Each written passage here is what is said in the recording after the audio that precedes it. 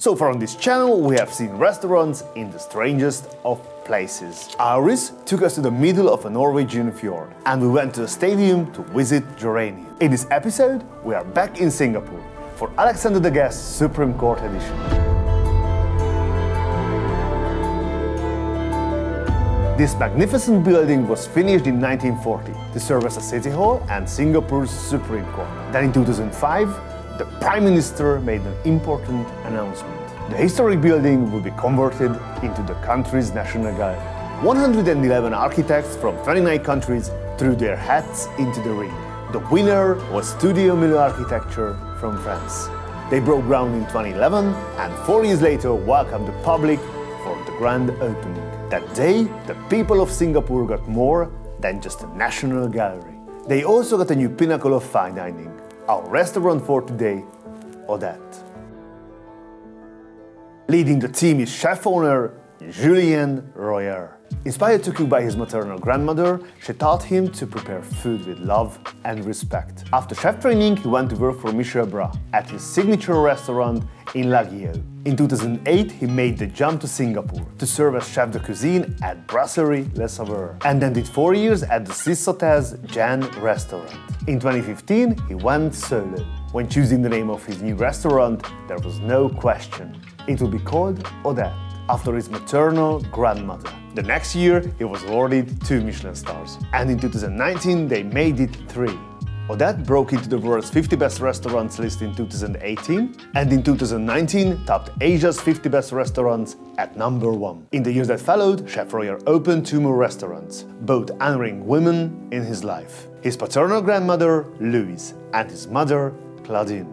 In 2022, Odette won the Art of Hospitality Award for its unbeatable service. In 2023, chefs on the 50 best list honored Julien Royer with the Chef's Choice Award. What a gorgeous building! I can totally see it as a former courthouse, with the country's most important rulings made here. After a warm welcome, we are shown to our table. I'm happy they put me here with this great view. I feel like a kid in the front row. The kitchen staff seems super passionate to be at work. More evidence that a good experience is coming. But first, drinks. The champagne trolley arrives and I take the sommelier's recommendation. A 2018 Georges Laval Cumère, distinguished by its golden color. It's a blend of Chardonnay, Pinot Noir and Meunier grapes. It's powerful. There are 2 tasting menus. I choose the one called Epicure for €337 and the wine pairing for €204. Our server delivers the opening statements. At first glance, I see tacos and French fries. The French fry is actually a warm choux pastry, filled with 30-month-old Comté cheese from France. The taco shell is made of lentil flours and it's filled with lentil salad and pork belly that is slow cooked for 48 hours and then char grilled. We did our tartlets packed with flavor. It's sour cream, cured Japanese trout, cornflowers and salmon roe marinated in dashi. Excellent appetizers. The amuse-bouche is a collection of things made from mushrooms. Here we have a mushroom soup and brioche with mushroom tea. It was light and delicate, but the flavors didn't have the impact I would have liked. That said, it was good. I don't usually have tea at 3 Michelin star restaurants, but this was a nice warm-up for the main event. It's time for a top-up on the drinks. The sommelier recommends a 2015 Brut Nature from Pascal Agrapart. Brut Nature or zero dosage means no sugar is added. The result is champagne as dry as they can make it. It was a dynamic one. Fresh homemade bread is next. We have a truffle brioche and sourdough with garlic parsley butter and a delicious olive oil from Spain. Our first course arrives in 3 parts. We have uni from Hokkaido served in 2 ways. First on French toast, covered with brown butter and yuzu zest, and then with prawn tartare from Sicily. Third, we got a heaping spoon of French caviar to make things even more exciting. It's served on a perfect cloud of muscle mousse. I love the dramatic presentation. All the angles are covered in terms of acidity, texture and flavor, and the quality is superb. What's interesting about this restaurant is 90% of the ingredients are imported. That means Odette will not be getting the Green Michelin star anytime soon. But the customer wins by getting the absolute best ingredients from all over the world. Since we are talking about Singapore, it's quite common here. Equally as good as the food so far is the service. There are so many enthusiastic young people working here. Their attitude is amazing. Our first wine arrives. It's from Castilla y León in Spain. It's a 2015 natural white wine from producer Menad. This wine is celebrated for its color and expressive aroma. It's full-bodied with a long fruity finish. It's perfect for our next course. That would be a Normandy brown crab paired with avocado, nashi pear, coriander cress and sugar snap peas. Elevating the flavors, we have wasabi oil and finger lime that give it a fragrant citrus taste. Another strong dish from the chef. Then a dramatic entrance from a signature dish. This is the rosemary smoked egg. We are told the eggs come from Japan and the hens eat a diet of mostly carrots. This is what gives the egg its deep orange color. I imagine these chickens must have really good eyes as well. This dish hits all the senses. Smoldering under the glass is fresh thyme. The aroma is unbelievable. It was really good. Not mind-blowing, but this presentation is unforgettable. At one point I spoke to the sous chef, who said that people in this part of the world are generally not fans of strong acidity and salt. And it shows. Let me be clear, this is a very high-level French restaurant, which is really strong in service, kitchen techniques, textures, temperatures and flavors. And in ingredients, of course. But for my taste, the balance between fat and acidity was missing. My next wine is another Spanish white. This one is from the Andalusia region, where they make world-famous sherry. This wine comes from the Pedro Ximénez, or PX grape. It features warm tropical fruit with a touch of oak. For next, I choose an extra dish. And thank God I did.